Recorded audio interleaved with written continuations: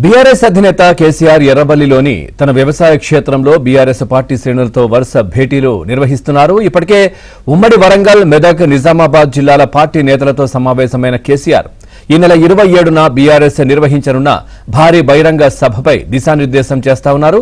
ఇందులో భాగంగా ఇవాళ ఉమ్మడి కరీంనగర్, ఉమ్మడి ఆదిలాబాద్ జిల్లాల పార్టీ నేతలతో కేసీఆర్ సమావేశం అయితే అవుతా ఉన్నారు. దీనికి సంబంధించి మరింత సమాచారాన్ని మా కరెస్పాండెంట్ సుభాష్ లైవ్ లో అందిస్తారు. Subhash, over to you. BRS అధినేత కేసీఆర్ పార్టీ నేతలతో వరుస సమావేశాల పరంపర కొనసాగుతుంది. ఇప్పటికే ఉమ్మడి వరంగల్ జిల్లాతో పాటు ఉమ్మడి మెదక్, ఉమ్మడి నిజామాబాద్ జిల్లాల పార్టీ నేతలతో సమావేశమైన కేసీఆర్ ఈరోజు ఉమ్మడి కరీంనగర్, ఉమ్మడి ఆదిలాబాద్ జిల్లాలకు సంబంధించి పార్టీ నేతలతో సమావేశం కాబోతున్నారు.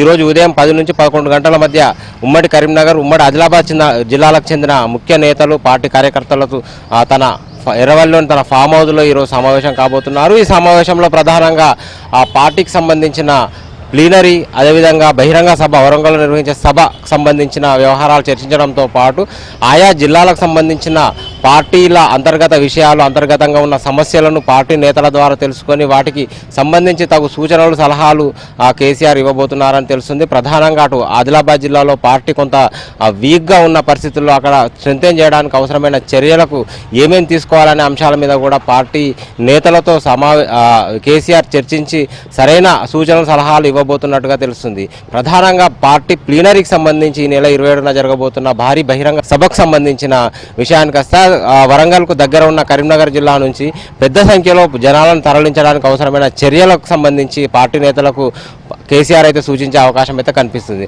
మొత్తంగా వరుస భేటీలతో సిల్వర్ జూబ్లీ సభ ఏదైతే ఉందో ఆ సభకు సంబంధించిన వ్యవహారాల మీద అయితే ప్రత్యేకంగా ఫోకస్ పెట్టినట్టయితే తెలుస్తుంది. అటు వరంగల్, సిద్దిపేట, కరీంనగర్ జిల్లాల నుంచి భారీ ఎత్తున జన సమీకరణ చేయడం ద్వారా సభను పెద్ద ఎత్తున విజయవంతం చేసే దిశగా అయితే పార్టీ నేతలకు కేసీఆర్ ఆదేశాలు ఇస్తున్నట్టుగా సమాచారం అందుతుంది.